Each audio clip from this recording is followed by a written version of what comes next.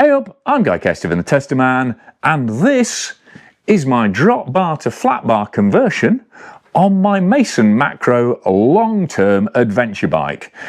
And it's something I've been meaning to get round to for ages because the Macro is actually designed as a flat bar bike rather than a drop bar bike, but because everyone else I'd seen building them up when they first came out about 6 months ago had gone for the flat bar sort of mountain bike option, obviously being a contrary sort of cuss, I went for the drop bar.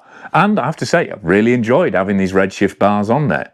These are the Redshift Kitchen Sink with the loop extension on the front there. There's a full review on them. Again, available in loads of different sizes. Quite heavy because you got that bar on the front, and obviously that's fixed angle because it's actually welded onto the drop. They've got a little bit of rise to them, which I'm not insanely mad about aesthetically, but they've got these interesting wing extensions you can fit on there. I always forget what they're called. I'll put it in the caption, but basically chicken fillets that you put under the bar tape there to make them a bit more comfortable. They've got a reasonable amount of flare on them for extra leverage when you're descending, and they, as I say, they come in a wide range of widths anyway. So a really good, I mean, not the most comfortable in terms of springiness, but really good adventure bar in terms of hand positions and versatility. And you get this really neat little bag that sits in there for your snacks with your GPS and everything on top, little expandable bag that goes on there. But anyway, like I say, there's a full review of those bars.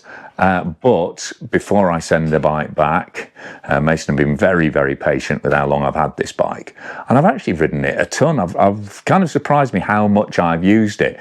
Used it for all sorts of sort of gravel mountain bike crossover rides. But as the Geo and everything is really designed around a flat bar, albeit in a relatively short, more upright, certainly not a progressive bike. You want the Mason Raw for that. Their steel hardtail. This is designed, you know, with the aluminium frame. This is designed as your lightweight, sort of long distance adventure mountain bike. They asked me to give it a go in the way that Dom intended with a flat bar setup. So that's what we're going to document here in hopefully a not too painful process. I mean, there is the issue of the fact the brakes are all internal through fork and frame. But to be honest, I'm going to cheat. I'm going to leave it rigid fork to start with, and I'm hoping to do something cunning. Anyway, let's get the tape off, let's get the bars off, and see how that cockpit transfer goes. Well, first thing to note is that Redshift really long bar tape, which is dead good because, you know, because it's really long, you get the extra length you need to go onto the extensions at the front. But as you can see, as I've tried to peel it off, it's completely shredded, so definitely not reusable. So nice bar tape while it's on, but it's one use only. Oh, and there's the little chicken wing ergonomic add-ons there taped onto the back of the bar, just to give you a bit more to grab onto. So my cunning plan here is, because we're running SRAM road levers, and because SRAM's old road calipers and their level mountain bike brakes are essentially the same if you go for the two-piston design, I'm hoping that I can just straight swap these level ultimate levers off my Cervelo, which is kind of lying fallow at the moment, a fallow Cervelo, and bolt them straight onto these hoses without having to do any cutting or bleeding, and therefore not disturbing all the internal cable routing, because I really don't want to add that headache to the process. Well, everything's connected up neatly enough, and these levers needed a bleed anyway.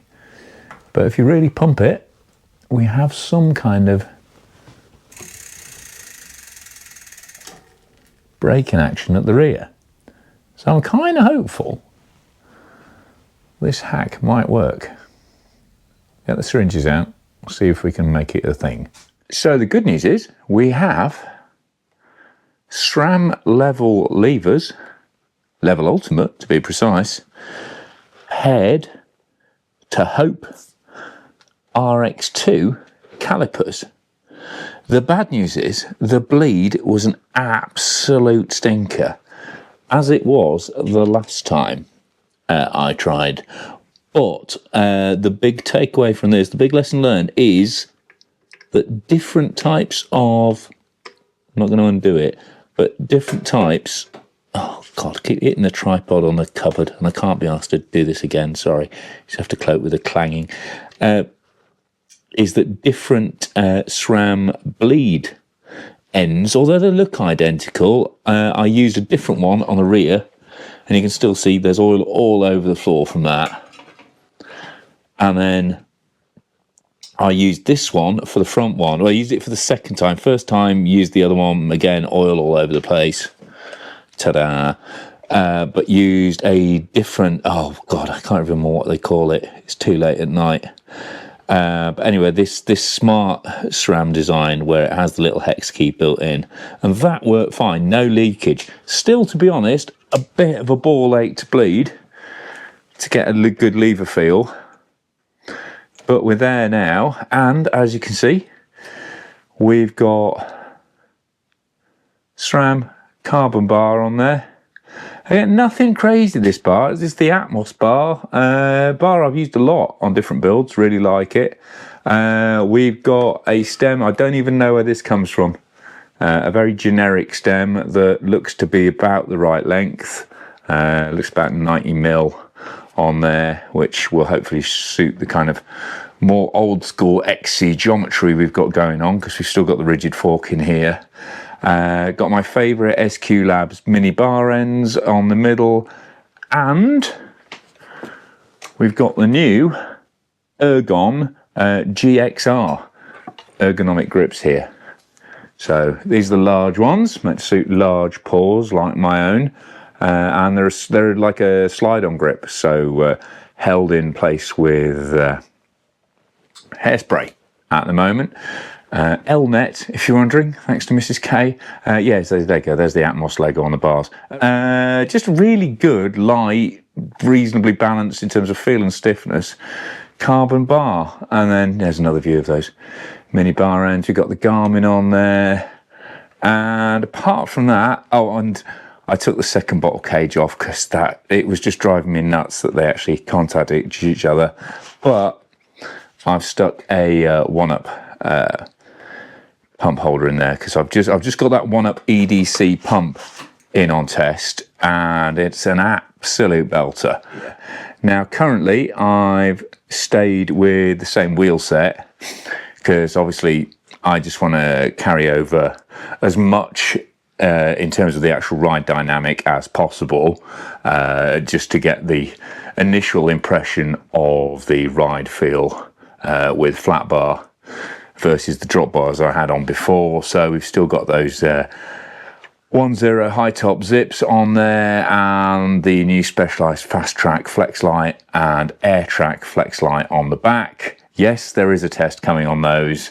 And also, the thing I also want to check was just how much weight switching to flat bars has lost me. And, drum roll please, it was 1047 before. It's now 977, and that's with all these bits on it. I mean, not the inner tube, I just stuck that on.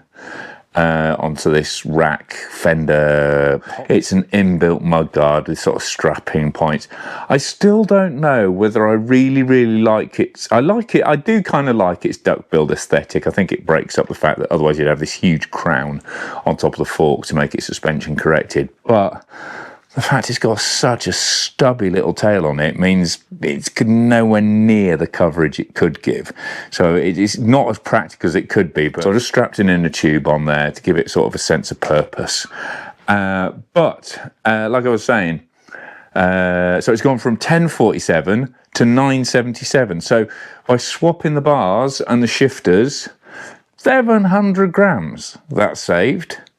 That's a lot. That's £1.50, basically. So, you know, And that's now a light bike, because I mean the pedals are 300 grams a pair. Those little restrap fork legs for the fork bags are like 40 grams each, I think. But I think they're 33 grams each. So 33 grams, you still got that fender on there, you got a bottle cage on there. And and the mini bar ends add a little bit of weight, not much, because those are the carbon ones. But that's looking like a lightweight bike there. And as soon as I've kind of familiarised myself with the ride feel on these wheels and tyres, I'm gonna get Hunt on its ass and get some properly light hardware in there. So I think this is the perfect home for these race XUDs. Now they're back from having their rim replaced after my little rock incident in Stainburn a few months ago. So there's only one thing to do really, because I don't know about you. I mean, to be honest, there's quite a lot of colour clashes on it already. I mean, that restrap strap doesn't go with that orange, but that's gopping. So I really like the saddle, but I'm going to sacrifice a bit of that weight I've saved and stick something else on there which will give me more comfort, and I think will look a little bit better, but we'll see about that in a minute. So there you go. Regular channel viewers probably won't be surprised. We've got a Brooks back on there, but rather than the original 96 Swift that I put on the build when I first put it together, those Brooks leather saddles do not react. I've discovered, to my eternal shame and sadness, when I killed my second Brooks Swallow, just basically getting it far too filthy and wet and leaving it like that, so it ended up with the bone structure of a cow and was definitely not comfortable to sit on. So instead of putting a leather Brooks on, I've gone for the Cambium all weather.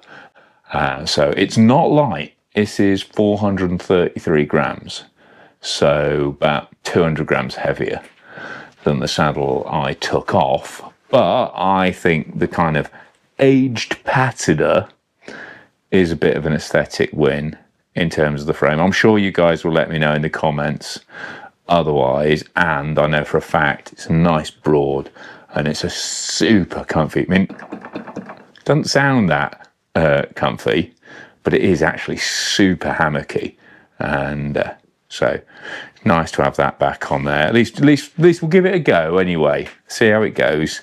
And the same kit's carried over as well. Still got the Race Face era crank on there. That really nice super light crank.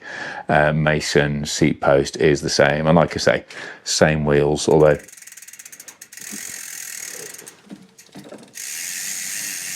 you can hear they are sounding a bit hollow now. So. Like I say, Hunt's going on, but while they're off, I'll probably stick some new bearings in there as well, because they're sounding a little bit dry. Right, so there we go. Mason Macro flat bar conversion.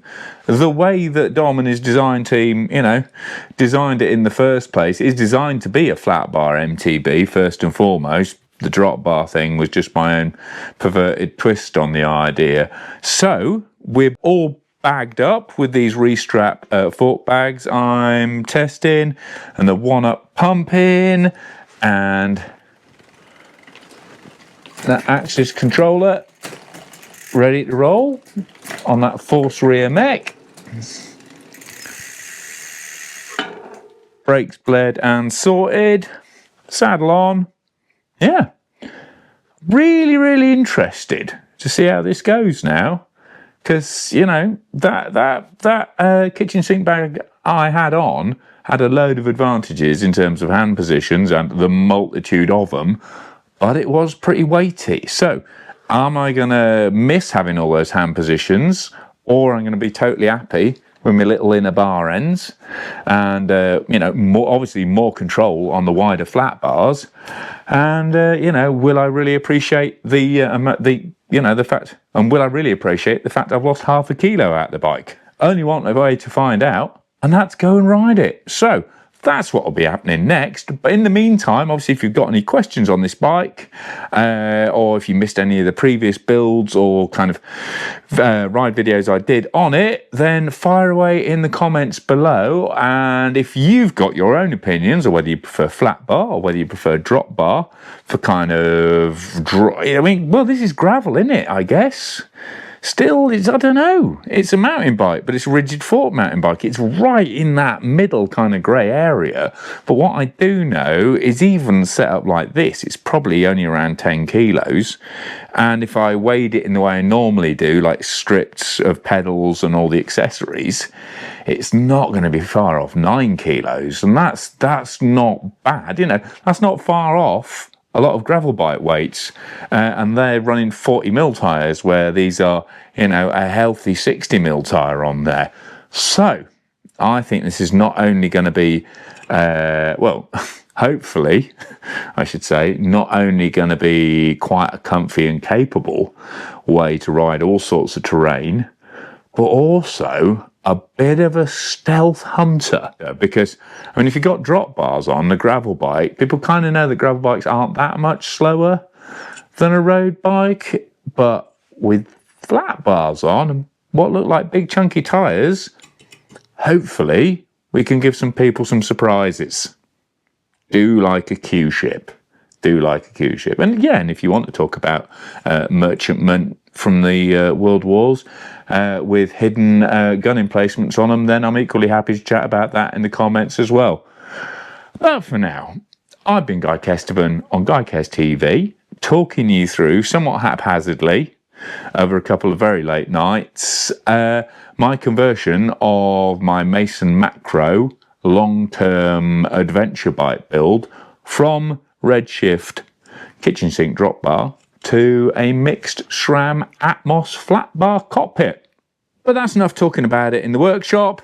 Make sure you tune in for the next episode, where we found out whether flat bar is the future, or I'm going to regret getting rid of the drops.